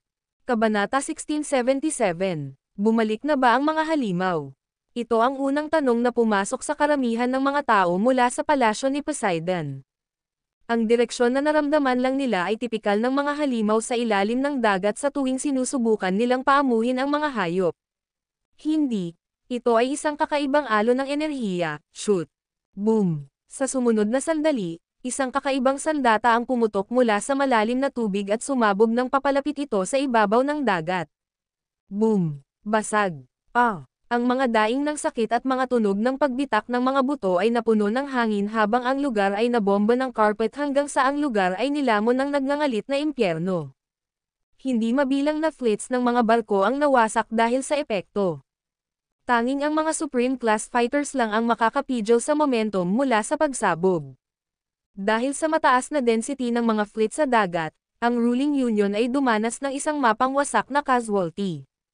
Maging ang ilan sa mga mandirigma ng Supreme Class ay hindi nakaligtas sa iba't ibang antas ng mga sugat. Naabot na natin ang target. Samantala, sa pagtatapos ni Levi, ang lahat ay nagpalakpakan ng malakas. Guro, ikaw ay napakatalino. Lahat ng humahanga ay nakatingin sa lalaki. Inutusan lamang ni Levi ang mga submarino na nagpaputok sa malalim na tubig upang magsilbing distraction para sa mga mandirigma ng Supreme Class, na mabilis na nakakita ng anumang abnormalidad. Kahit na masyadong mabilis para sa mga ordinaryong lalaki na kunin, ang mga Supreme Class Fighters ay hindi magkakaroon ng problema sa pagkuha sa mga paggalaw ng mga armas. Bilang isang resulta, maaari silang manatili sa labas ng radar bago ang pagsabog ay umuulan sa kanila.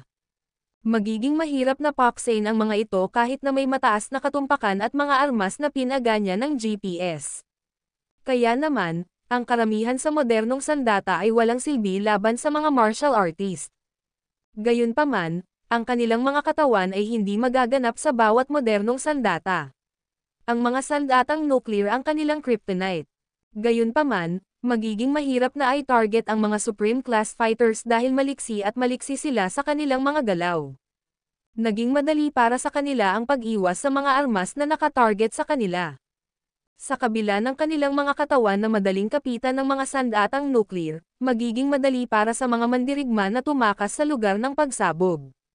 Bilang resulta, hindi rin sila eksaktong tinakat ng mga sandatang nuclear. Kaya naman, ang susi sa pagpuksa sa mga Supreme Class Fighters ay ang matatamaan sila sa paraang imposibleng makaiwas sila. Ang deicide ni Jared ay isa sa gayong halimbawa. Malaki ang posibilidad na tumakas ang mga Supreme Class Fighters kapag na-target sila ng deicide. Ginamit ni Levi ang parehong taktika at ginamit ang pagpapaputok sa submarino bilang isang diversion.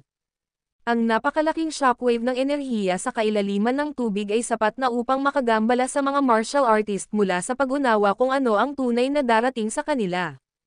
Ang taktika ay gumana. Buzz buzz buzz. Ang pagsabog na nagmumula sa dagat ay hamupa na lumitaw ang isang fighter jet sa himpapawid upang i-carpetbomba ang buong lugar, na hindi nag-aksaya ng oras para sa kahit na ang Supreme Class Fighters ay tumugon. Pinaulanan ng libu-libong fighter jet ang mga tropa ng ruling union. Boom boom boom. Hindi lamang iyon, isang barkong pandigma ay handa nang magpaputok mula sa malayo. Ang mga armas ay nakatutok sa partikular na lugar. Ang tatlong pinakamalakas na tropa sa Erudia ay ganap na nasa kontrol ni Levi. Siya ay may talon ng mabigat na armado ng pagiging pinakamahusay na mga sandata, na lahat ay nagpaputok ng sabay-sabay, na nagdulot ng kalituhan sa naghaharing unyon. Ang round ng pag-atake ay nabura halos lahat ng martial artist, maliban sa mga mula sa Supreme Class. Gayunpaman, nagalit ang Supreme Class Fighters na hindi lang sila makalaban dahil hindi lang nila matukoy ang kinaroroonan ng kanilang kaaway. Ang tanging fighter jet na nakikita nila ay nakasabit sa himpapawid. Pinangunahan ni Levi ang kanyang mga tauhan at gumamit lamang ng isang round ng agresibong pag-atake upang lipulin ang halos 2/3 ng kanyang mga kaaway. Umalis. Hindi nagtagal ay napagtanto ng palasyo ni Poseidon na sila ay nasa malaking kawalan at nagutos kaagad ng pag-urong. Daraanan sila ng mas mapangwasak na pagkawala kung hindi nila lubos na naunawaan ang sitwasyon. Atreus, kaya mo bang gawin iyon ngayon? Ang mga nilalaman ay nabibilang sa novel drama, org. Isang malademonyong ngiti ang sumilay sa mukha ni Levi. Ang video na ito ay edited by Herban TV. Kabanata 1678. Si Levi ang commander-in-chief ng labanan, at ilang beses na niyang nakita ang mga katulad ng sitwasyon hanggang sa puntong na-anticipate na niya ang susunod na galaw ng kanyang kalaban. Oo naman, ang lahat ay nasa kanyang kontrol, hinaranggan na niya ang daan ng kabilang partido para umatras. Imposibleng umatras sila ngayon. Sa utos ko, unahan. Utos ni Levi. Hindi lang iyon, Ang kanyang secret squad at ang mga elite fighter mula sa 4 great families ay madiskarteng nakadeploy ayon sa kanyang plano. What the hell? Anong matinding labanan? Ang isang labanan ng ganitong sukat ay talagang isang bagay na nakakagulat. Ang ganitong uri ng labanan ay talagang isang bagay na hindi ng kamatayan para sa. Hinarang ni Levi ang lahat ng telekomunikasyon sa rehiyon. Kaya naman, walang ideya si Kai at ang kanyang mga tauhan kung ano ang nangyayari sa frontline. Ang alam lang nila ay isang matinding labanan ang nagaganap sa harapan nila. Maghanda na tayo sa laban. Nandito talaga si Levi at ang mga tauhan niya para bigyan tayo ng seryosong oras. Ang kanyang 400,000 tropa ay tatagal man lang ng isang buong araw, tama ba? Ngumisi si Kai. Samantala, ang palasyo ni Poseidon ay nagmamadaling mga umatras sa mga puwersa nito. Hindi naman sa hindi sila karapat-dapat sa labanan. Napilayan na lang sila sa biglaang pangyayari. Ang isang labanan kung saan hindi nila matukoy ang kanilang mga kaaway ay hindi eksaktong pampalakas ng moral para sa kanilang sariling mga tropa. Ganyan na bakas Ira ang mga makabagong armas. Nawala sa amin ang halos 2/3 ng aming mga tao. Ang lahat ay nabigla dahil hindi pa sila nakatagpo ng gayong napakalaking pagkawala. Hindi ko alam na maaaring saktan ako ng mga modernong hinaing ng isang Supreme Class Fighter. Sa pagkakataong ito ay maging ang mga Supreme Class Fighters ay nagtamo ng mga pinsala dahil sa sobrang siksik nila. Umuwi ka muna. Mag-iisip tayo ng pagbabalik mamaya. Makipag-ugnayan ka agad sa punong tanggapan. Nang sila ay nangangarap na makipag-ugnayan sa kanilang punong tanggapan, napagtanto nilang walang signal. Noon lang nila napagtanto na may hindi tama. Biglang inatake ang mga mandirigma ng ruling union sa frontline. Nakakabigla ang bilang ng mga nasawi habang nabahiran ng mga tumalsik na dugo sa dagat. Maraming Supreme Class Fighters ang papunta dito. Sumigaw si Poseidon nang maramdaman ang mga piling mandirigma sa dulo ni Levi ay papunta sa kanilang landas. Ang pananambang ay ginawa ng secret squad na sinasanay ni Levi. Iilan lang sila, pero lahat sila ay mga Supreme Class Fighters. Kasama ng mga diskarte sa labanan ni Levi, ang lihim na pangkat ay inaasahan ang hukbo ng naghaharing unyon sa kanilang rutang pag-urong. Dahil sa biglaang pag-atake, nataranta ang mga kalaban. Nagdagdag ito ng asin sa sugat ng napakalaking pagkawala na dinanas ng naghaharing unyon noon na hindi na sila ng ahas na sumulong pa. Ang lihim na pangkat ni Levi ay hindi nagtagal matapos ang mga kaaway ay masyadong natakot upang magpatuloy. Boom! Boom! Boom! Sa oras na iyon, ang palasyo ni Poseidon ay dumanas ng isa pang sagupaan ng mga putukan ng kanyan, nakatumbas ng unang round ng pag-atake. Mukhang lalabas na si Levi sa pagkakataong ito. Inilagay niya ang lahat ng hukbong lupa, dagat at himpapawid para paulanan ang mga pag-atake sa kaliwat kanina ng mga kaaway. Nagulat ang palasyo ni Poseidon sa biglaang pag-atake. Sa ilalim ng walang humpay na pag-atake, ang magagawa lang nila ay umatras sa isang espesyal na zona. Siyempre, ito ay nasa loob din ng plano ni Levi. Pinlano niyang putulin ang kanilang ruta sa pag-urong upang pilitin ang natitirang puwersa ng ruling union sa espesyal na zona. Pagkatapos, sakupin niya silang lahat ng sabay-sabay. Ang natitirang puwersa ay binubuo ng mga Supreme Class Fighters. Alam niya na ang mga normal na armas ay maaaring magkasakit ngunit hindi pumatay sa kanila. Kaya naman, pinaplano ni Levi na lipulin silang lahat gamit ang isang espesyal na sandata pagkatapos nilang lahat ay tipunin sa zona. Ang mga nilalaman ay nabibilang sa novel drama, org. Ang sandata ay kapantay ng isang sandatang nuclear na partikular na idinisenyo upang patayin ang mga mandirigma ng Supreme Class. Guro, dapat ba nating ilabas ang mapanirang armas bilang 1, 2, at 3? Autorisado. Utos ni Levi. Ang video na ito ay edited by Herban TV. Kabanata 1679. Sa sandaling iyon, ang mga pangunahing puwersa na pinamumunuan ni Poseidon ay pinilit sa isang partikular na lugar sa ilalim ng patuloy na panliligalig. Mayroong humigit kumulang 1,500 sa kanila, at ang karamihan ay mga mandirigma ng Supreme Class. Kung tutuusin, bihirang makakita ng mga Supreme Class Warriors sa dagat. Ang dami na nilang nakakatakot. Bakit may kakaiba akong nararamdaman? Isa-isang nakaranas ng masamang premonition ang Supreme Class Warriors. Alam. Nang matapos na kumaway si Levi ay pinaputok na ang mapanirang sandata. Nakita na ng mga mandirigma ni Poseidon ang panganib na lumalapit sa kanila. Boom! Sa sumunod na sandali, yumanig ang lupa. Parang nanginginig ang langit. Mas malala pa ang epekto sa dagat. Isang nakakatakot na dagandong ang nagmumula sa loob. Fish! Fish! Ang tubig dagat ay kumukulong parang tubig na kumukulo. Swoosh! Bigla-bigla na lang, isang flash ng apoy ang lumitaw sa itaas ng hangin. Nakita nila ang isang bola ng apoy na lumilipad papunta sa kanila, ang langit ay nagliwanag na kasing liwanag ng araw. Nagsimulang magpanik ang lahat, pati na ang Supreme Class Warriors. Mabilis na kumilos ang sandata, at malawak ang saklaw nito. Huli na para magtago ang sinuman sa kanila. Kahit na nagawa nilang makalayo ng 12-dosenang milya, sila ay nasa loob pa rin ng saklaw ng pambobomba. Boom! Ang mapanirang sandata ay nahulog habang ang libu-libong tao ay nanonood. Sumabog ito sa impact. Ang bola ng apoy ay lumawak ng walang hanggan at tuluyang nilamon ang buong lugar. Parang lalamunan nito ang buong mundo. Napakalakas ng impact kaya nawalan ng pandinig ang lahat. Ang pinaka-nakakatakot na aspeto ay ang ibabaw ng dagat. Ito ay naging isang dagat ng apoy. Sa isang iglap, tono-toneladang tubig dagat ang sumangga, at ang lebel ng dagat ay bumaba ng husto. Isang malalim na hukay na kasing laki ng isang maliit na bayan ang nabuo. Ang epekto ay umabot pa nga hanggang libu-libong milya ang layo.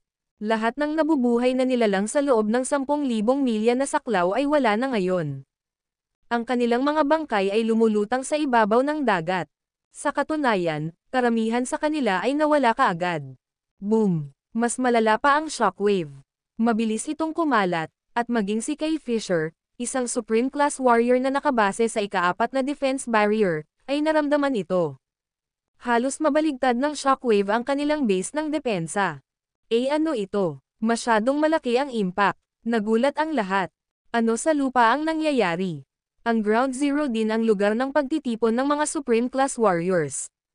Ang mga nilalaman ay nabibilang sa novel drama, org. Nagdusa ito ng hindi pa nagagawang mapangwasak na suntok. Swoosh! Swoosh! Swoosh! Sanang napakalaking kapangyarihan ng mga nasa ilalim ng sandata, kahit na ang mga mandirigma ng Supreme Class ay hindi makatiis. Malaking bilang sa kanila ang malubhang na sugatan. Ang mga palabas na tinamaan ay naging walang iba kundi mga batik. Kaagad, ang dagat ay naging pula, at kasama ang mga apoy sa ibabaw, sila ay bumuo ng isang kakaibang tanawin. Ang hukbong pandagat ng ruling union ay nagtamo ng mabigat na casualty.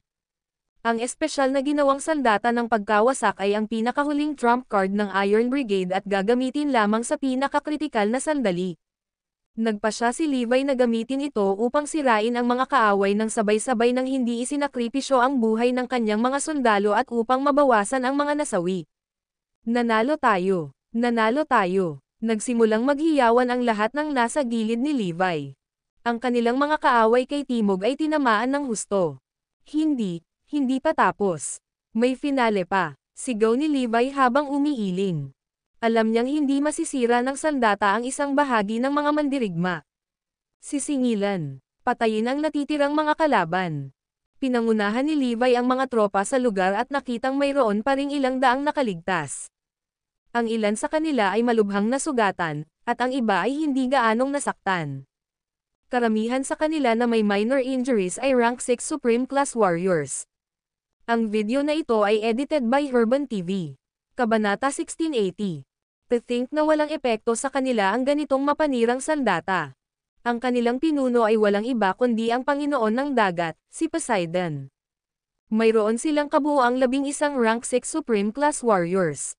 Kung alam ito ng mga mamamayan ng Wildefield, natakot sila hanggang sa mamatay. Gayunpaman, hindi maitatanggi ng isa ang katotohanan na ang ruling union ay talagang makapangyarihan. Nanalo sila sa pinakamalakas na mandirigma mula sa buong mundo. Hindi naman masama, ang dami mo talagang pinatay sa amin. Gayunpaman, ang 11 sa amin ay higit pa sa sapat para tapusin kayong lahat. Umungol si Poseidon, ang kanyang asol na mga mata ay mukhang galit na galit. Tama si Poseidon. Nagkaroon ng pagkakaiba sa pagitan ng rank 6 at rank 5 warriors. Hindi maisip ang agwat ng dalawa. Sa totoo lang, Ang rank 6 warriors ay iginagalang bilang mga Diyos ng hindi mabilang na Supreme Class Warriors. Ang katotohanan na ang gayong makapangyarihang sandata ay nabigo upang sirain sila ay isang malinaw na indikasyon ng kanilang napakalaking kapangyarihan. Ang mga ngiti at unang pananabik ng mga hukbo ng Erodia ay agad na naglaho. Alam nilang malapit na ang kamatayan kung pupunta sila sa malapit na labanan. Dahil ang sandata ay nabigong magkaroon ng epekto sa rank 6 warriors, hindi nila nakita kung paano sila maaaring talunin. Akala nila noong una ay tapos na ang labanan at tapos na. Sinong mag-aakala na simula pa lang ng wakas? Tila sila ay nakatali sa pagkatalo pagkatapos ng lahat. Ano? Natigilan ang lahat ng marinig ang sinabi ni Levi. Talaga bang lalabanan niya ang lahat ng Supreme Class Warriors ng mag-isa? Sigurado ba siya? Master, nagbibiro ka ba? Naguguluhan ang kanyang mga tropa. Ang mga nilalaman ay nabibilang sa novel drama, org. Mukha ba akong nagbibiro? Galit na sagot ni Levi. Noong una, wala kaming planong patayin kayong lahat. Ngunit kalakas ang loob ng isang ordinaryong tao habang hinahamon mo gaano kami. Tapusin mo na sila. Pinangunahan ni Poseidon ang ilang daan-daang mga mandirigma ng Supreme Class, at sumugod sila kay Levi. Sinong nagsabi sa iyong ordinaryong tao ako? Boom! Nang matapos magsalita si Levi ay mabilis na tumaas ang kanyang aura. Para siyang celestial dragon na libu-libong taon nang natutulog sa ilalim ng dagat, at nagising siya. Ang aura ng lalaki ay yumanig sa mundo sa paraang mas masahol pa sa epekto ng mapanirang sandata mula kanina. Gulat na gulat ang lahat sa eksena. Hindi makapaniwala ang lahat sa kanila, pati na ang Supreme Class Warriors. Nararamdaman nila ang kakaiba, nakakakilabot, at walang kapantay na aura na nagmumula kay Levi. Napakatagal na nang may nakilala sa isang rank 7 warrior. Patayin. Si Levi ay sumugod sa mga kaaway. Kahit saan siya magpunta, damanak ang dugo. Masyado siyang nakakatakot, walang makakapidyo sa kanya. Patayin. Patayin, patayin. Namumula ang mga mata ni Levi. Sa isang iglap, wala sa mga Supreme Class Warrior ang nakaligtas. Dahil doon, namangha ang 400,000 sundalo. Ang Crown King ay ang Crown King pa rin. Siya ay kasing lakas ng dati. Tuluyan na nilang nilipol ang kanilang mga kaaway kay Timog. Pagkatapos ng lahat, ang mga tropa ni Levi ay ipinadala. May mga mandirigma na gumagala sa buong dagat. Kasunod ng tagubilin ni Levi, iniwasan nila ang malapitang labanan at gumamit ng modernong sandata. Tinatayang sa loob ng 6 na oras, ang mga labi ng naghaharing unyon ay tuluyan ng maaalis. Makinig ka. Eto ang plano. Hindi nagpapahinga si Levi at mabilis na inilatag ang susunod na plano. Gusto kong pumunta sa isang lugar kung saan hindi nila naisip. Ngumiti si Levi. Si Kai, nasa ika-4 na linya ng depensa, ay sabik na naghihintay ng balita. Lohikal, kalahati ng 400,000 lalaki ay dapat na namatay sa ngayon. Bakit walang balita dito? May problema tayo. May masamang nangyari. Halika at tingnan mo. Maya-maya lang ay may sumigaw sa labas. Lumabas ang lahat at nakakita ng mga bangkay na lumulutang sa dagat.